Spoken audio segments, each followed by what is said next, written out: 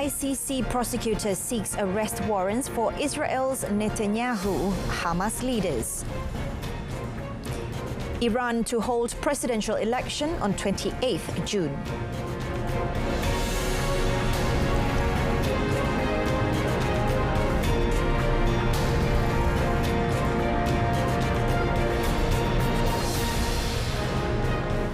Salam Malaysia Madani, I'm Rania Fong and you are watching World Today. The International Criminal Court's prosecutor has requested arrest warrants for Israeli Prime Minister Benjamin Netanyahu and his defense chief Yoav Gallant. ICC prosecutor Karim Khan said he had reasonable grounds to believe they bear criminal responsibility for alleged war crimes and crimes against humanity. Khan said he had applied for an arrest warrant for Netanyahu and Gallant, saying that they have overseen Israel's offensive in Gaza since 7 October last year. I can also confirm today that I have reasonable grounds to believe, on the basis of evidence collected and examined by my office, that Israeli Prime Minister Benjamin Netanyahu and Minister of Defense Yoav Gallant bear criminal responsibility for the following international crimes committed on the territory of the State of Palestine from at least the 8th of October 2023.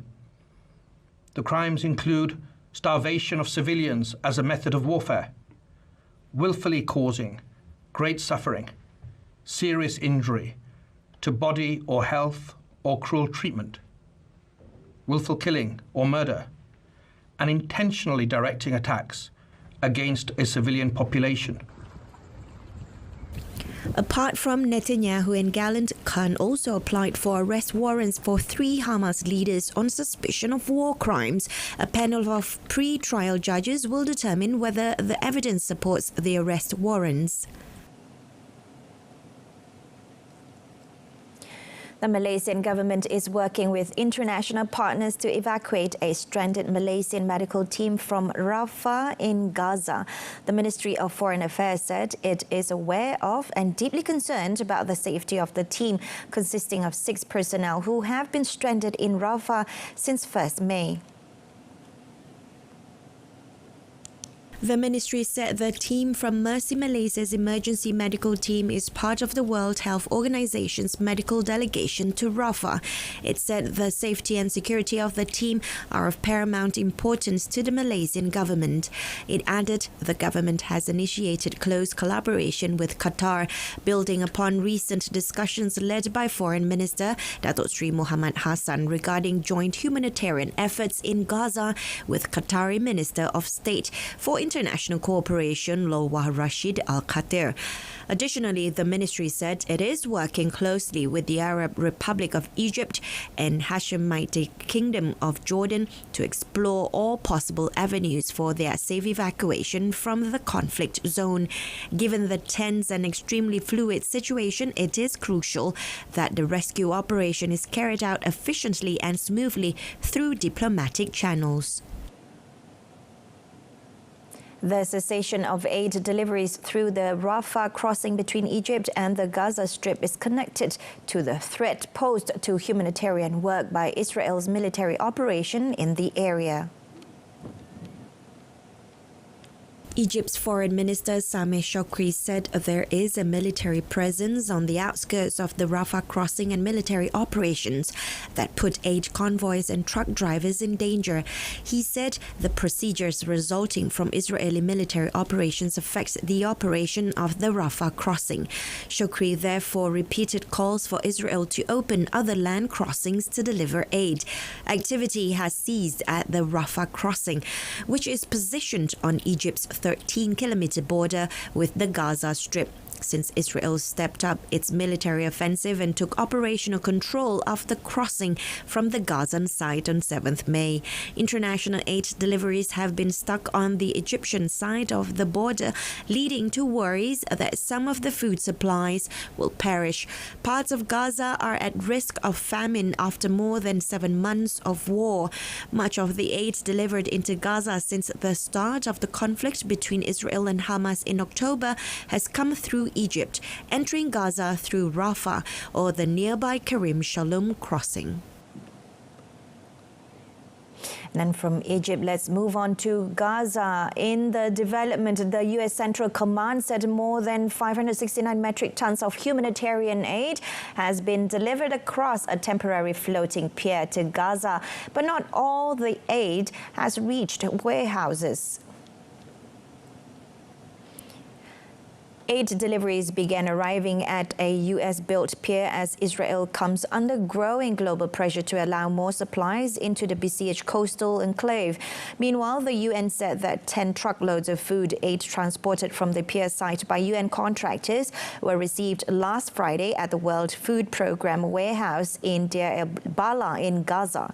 But only 5 truckloads made it to the warehouse after 11 others were cleaned out by Palestinians during the journey through an area that has been hard to access by humanitarian aid. And now to Iran. Iran will elect a new president on June 28th. This was decided by the Iranian heads of branches of power after examining the timing of the election process. This is following the death of President Ebrahim Raisi and his entourage in a helicopter crash on Sunday. According to the Islamic Republic News Agency, the registration of candidates will take place from 30th May to 3rd June, and the election campaign period will run from 12th to 27th June.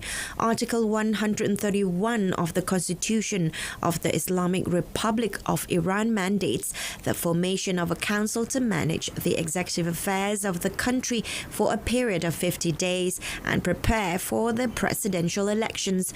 Supreme Leader Ali Khamenei, who wields ultimate power in Iran, said Vice President Mohammad Mokber would assume interim presidential duties.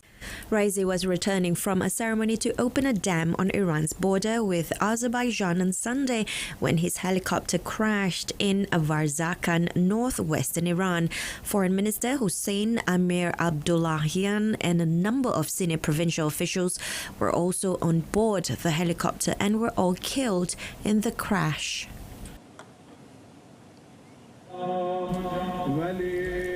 Meanwhile, thousands of mourners massed in central Tehran's Valesar Square to pay their respects to Raisi and to Foreign Minister Hossein Amir Abdullahian. Funeral rites were set to start Tuesday in Tabriz, East Azerbaijan province. With them and the other victims, 3 crews, 2 bodyguards, an imam and a provincial governor before Raisi's body was to be taken to Tehran. Khamenei is expected to lead a prayer at a farewell ceremony for Raisi on Tuesday evening ahead of a funeral procession in the capital the following morning. More on Iran. The world over mourned the death of President Ebrahim Raisi of Iran, with some describing him as a close friend and an outstanding statesman. Members of the UN Security Council observed a minute's silence in Raisi's memory at the request of the current Council President, Mozambique, Ambassador Pedro Comisaro Afonso. North Korean leader Kim Jong-un, in his condolence message, said the death of Raisi was a great loss to Iran. He described Raisi as an outstanding statesman and a close friend who made a great contribution to the cause of the Iranian people for safeguarding the sovereignty, development, and interests of the country. Turkish President Recep Tayyip Erdogan says his country will observe a day of mourning to share the deep pain of the Iranian people. Russian President Vladimir Putin hailed Raisi as an outstanding politician and a true friend of Russia in a letter to Iran's Supreme Leader Ali Khamenei. In Moscow, people bring flowers to the Iranian embassy to pay tribute to Raisi, while China's President Xi Jinping said the Chinese people have lost a good friend. An update on humanitarian aid to Ukraine, where it is falling back even as the country's needs rise more than 2 years after it was invaded by neighboring Russia. The UN Refugee Agency's representative in Ukraine, Carolina Lundin-Billing, warned the situation is degenerating, with some 4 million people already displaced, including vulnerable people. The UN's 2024 humanitarian plan for Ukraine amounts to $3.1 billion this year, including $599 million for the UN High Commissioner for Refugees, UNHCR. But both the Global Response Plan and the UNHCR appeal were only around 15% funded in the first quarter of the year, while the same funding reached around 30% during the same period last year. As the conflict drags on, she said that the cash assistance, the humanitarian aid, the help with accommodation, house repairs, and the psychosocial support are now less frequent and less predictable.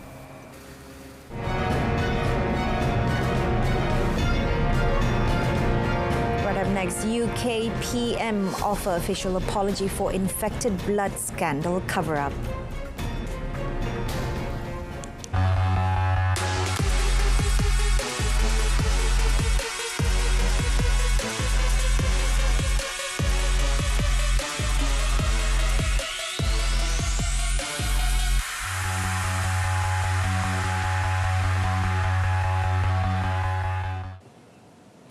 In the United Kingdom, its Prime Minister Rishi Sunak apologized to thousands of people infected with contaminated blood in a decades-long scandal that a report concluded was covered up and largely could have been avoided. The infected blood inquiry concluded that more than 30,000 people were infected with viruses such as HIV and hepatitis after being given the tainted blood in Britain between the 1970s and early 1990s. Victims included those needing blood transfusions for accidents and in surgery, and those suffering from blood disorders who were treated with donated blood plasma products, as well as the partners of those infected. Some 3,000 people died and more will follow in what has been described as the biggest treatment disaster in the 8-decade history of the state-run National Health Service. And the result of this inquiry should shake our nation to its core. This should have been avoided.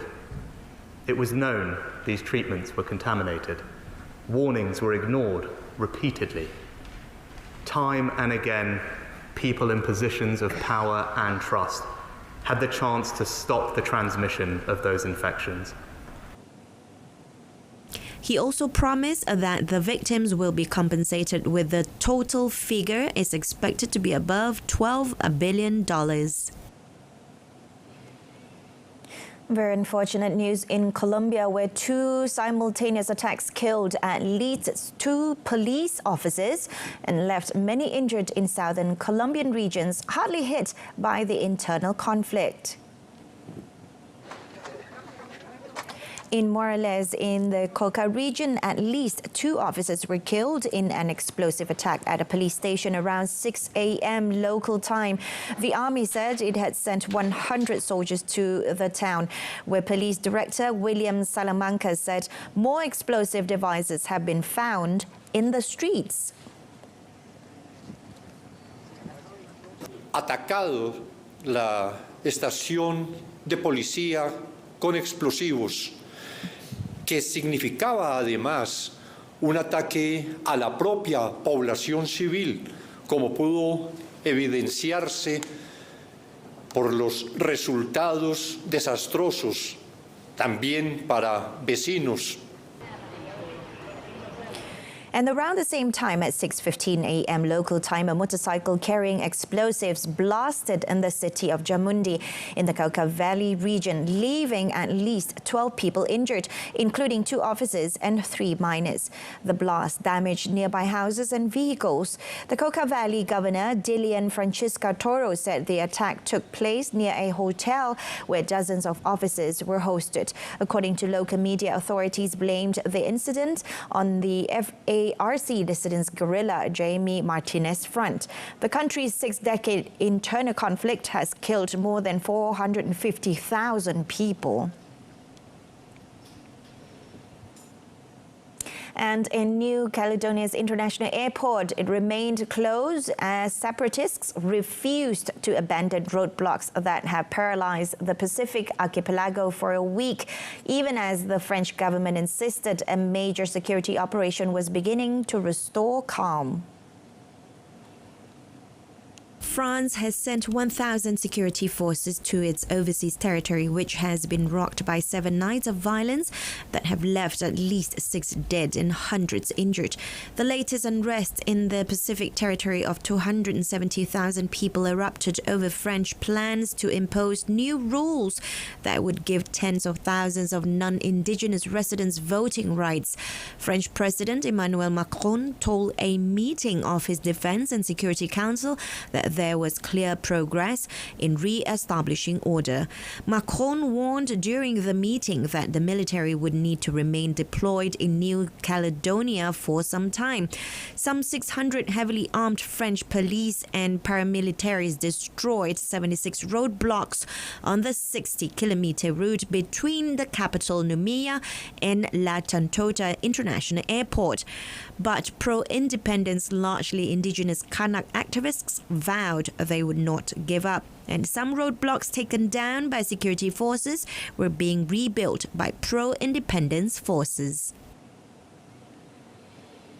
Meanwhile, the international airport in Haiti's capital reopened for commercial flights some 2.5 months after it was forced to close due to gang-fueled violence.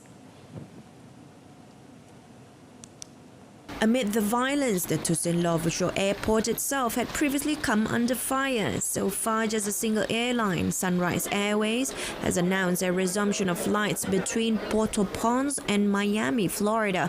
Sunrise said its flights are currently scheduled for Mondays, Wednesdays, and Saturdays. American Airlines, for its part, said its flights in and out of Haiti are currently suspended until 29th May due to civil unrest in Port-au-Prince. The carrier said it will continue to monitor the situation with safety and security as the main priorities and will adjust its operation as needed. The cargo ship that collided with the Baltimore bridge nearly 2 months ago, collapsing it and killing 6 highway workers, was refloated and towed back into port. The operation involved a flotilla of tugboats slowly pushing and towing the MV Dali away from the remains of the shattered Francis Scott Key Bridge and towards a marine terminal. The Key Bridge Response Unified Command said the complex operation involved the Coast Guard, the U.S. Army Corps of Engineers, the Maryland Department of the Environment, and other agencies. The Dali, which is still laden with stacks of containers, was refloated at high tide and began the 4-kilometer journey into port at a speed of roughly 1.6 kilometers per hour. The Singapore-flagged ship has been blocking one of America's busiest ports since it lost power and plowed into a support column of the bridge on 26 March.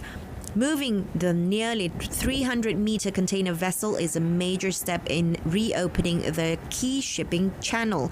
The accident shut down the port, although temporary channels have allowed some traffic in and out of Baltimore.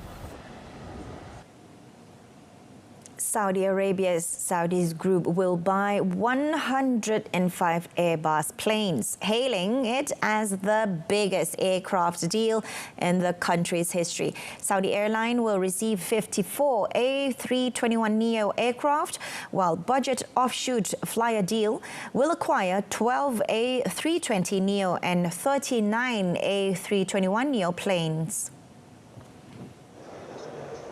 The purchase, described as the largest aircraft deal in Saudi aviation history, marks a further investment by Saudi Airlines more than a year after new carrier Riyadh Air was unveiled. Saudi authorities have also announced plans for a large new airport in the capital Riyadh, capable of accommodating 120 million passengers a year. Prior to the deal announced Monday, Saudi had a fleet of 144 aircraft, while Flyer Deal had 32 aircraft. Saleh Eid, Vice President of Fleet Management and Agreements, told AFP that deliveries would start in 2026 and continue until 2032. He declined to disclose the value of the deal. Crown Prince Mohammed bin Salman sees aviation as a key component of his Vision 2030 reform agenda to remake the petroleum-centered economy, aiming to more than triple annual traffic to 330 million passengers by the end of the decade. A Japanese town mounts a large mesh barrier across the road from an Instagram-famous view of Mount Fuji in an attempt to deter badly behaved tourists. The plan made headlines last month when it was announced by officials fed up with what locals said were unending streams of mostly foreign visitors littering, trespassing, and breaking traffic rules. Since then, poles have been put up in preparation for a screen measuring 2.5 by 20 meters to block the sight of Japan's highest mountain emerging from behind a Lawson convenience store. Local officials and residents have said the town welcomes visitors but complain that those who cross the street non-stop, ignore red lights, park illegally, and smoke outside of designated areas have proved a nuisance.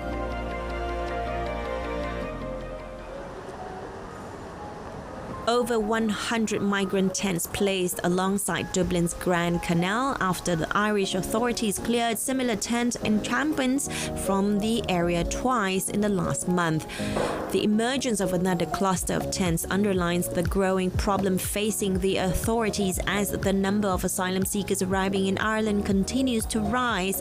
The government is continuing to seek more emergency accommodation to assist the growing number of people who are coming to the country, seeking international assistance and protection.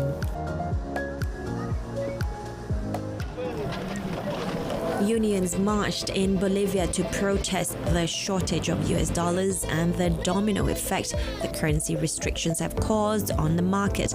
Protesters also denounced banks restricting access to dollars and charging double-digit commissions that raised the dollar market price. In banks and on the streets, many people said they could not access dollars, leading some to buy them on the black market. The official exchange rate was at 6.96 bolivianos, but in the parallel market, it rose to 9 bolivianos. The currency deficit has also impacted imports, including life-saving medication used by many in Bolivia.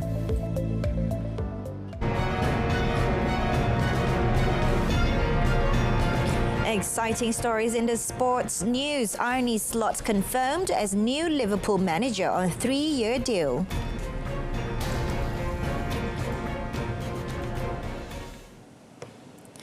The 2024 Sepak Takraw World Cup, Malaysia lived up to expectations by cruising into the quarterfinals in style after convincingly beating Brunei 2-0 in their final Group A doubles match at the Titi Wangsa Stadium last night. The Malaysian team, represented by Aidil Aiman Azwawi, Muhammad Noraizat, Muhammad Nordin and Baihaki Arifin, cruised to a 15-9 and 15-11 win over Brunei, who fielded Muhammad Azri Awang Abdul Harith, Muhammad Ifizul Hakim Murah and Muhammad Basiruddin Kamis. In last night's encounter, Aidil Aiman, despite still recovering from gastritis pain since yesterday, insisted insisted on playing today, and throughout the match he showed a high level of determination, confidence and skill to register the win. The win saw Malaysia under the tutelage of Ahmad Jais Baharun emerge as the Group A winner, while Brunei, coached by former national coach Abdul Talib Ahmad, had to be satisfied with the runner-up spot.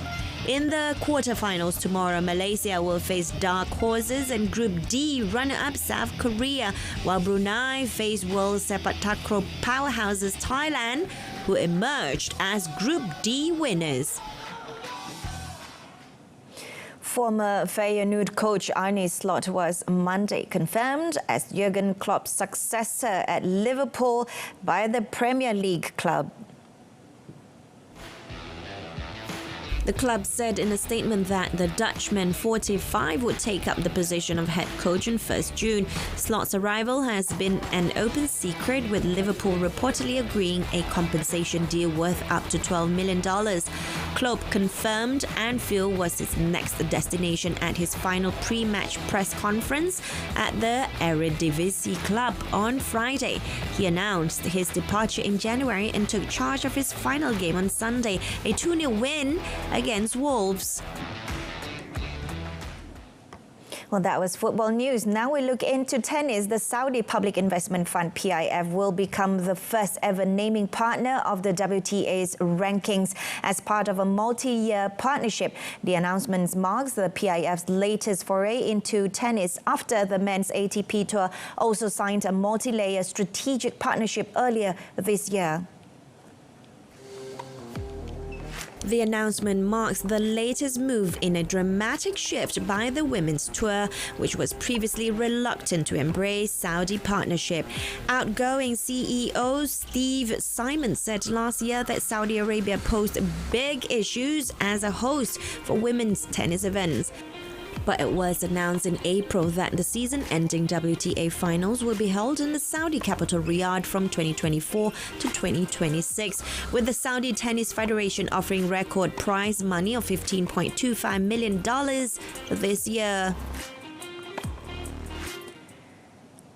Even in a training session for a tournament he might yet miss, Rafael Nadal still drew a crowd at Roland Garros on Monday. He was given a hero's welcome and greeted by chants of Rafa as he made his way into Parisian Central Court as he prepares to compete in the French Open. For a simple training session, the Spaniard made his entrance on the court Philippe Chatrier in front of some 6,000 spectators who had turned out for the first day of qualifying. The 37-year-old returns to his favorite Grand Slam after having to sit out Roland Garros last season due to injury. The Spaniard spent most of last year nursing a hip issue that required surgery before a muscle tear in Brisbane stalled his comeback in January. He most recently played at the Italian Open, where he was knocked out of the second round by Poland's Hubert Hurkacz earlier this month. On the women's side, world number 9 Ons Jabeur also took a spin on court Philippe Chatrier as she chases her first Grand Slam title in Paris. The French Open begins on 26 May. And that's all we have for our bulletin this afternoon. A recap of our top story. ICC prosecutor seeks arrest warrants for Israel's Netanyahu Hamas leaders. I'm Renee Fong. From the river to the sea, Palestine will be free. Have a pleasant afternoon and thanks for watching.